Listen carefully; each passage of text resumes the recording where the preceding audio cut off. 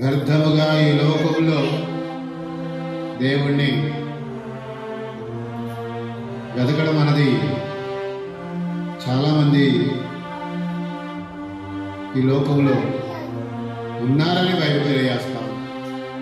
తమ పెదవులతో నన్ను ఆరాధించున్నారని పరిశుద్ధ లేఖనం తెలియజేస్తాం. వ్యర్థముగా హృదయపూర్వకంగా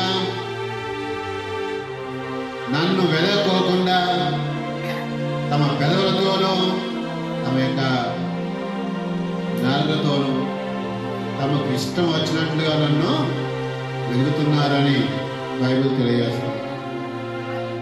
మనము దేవుణ్ణి వెదగడం వలన ఎన్నో ప్రయోజనాలు ఉన్నాయి.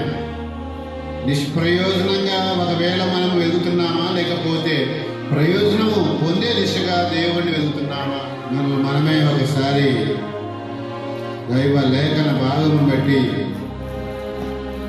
ప్రతి ఒక్కరం కూడా గ్రహించుకుంటున్నాం.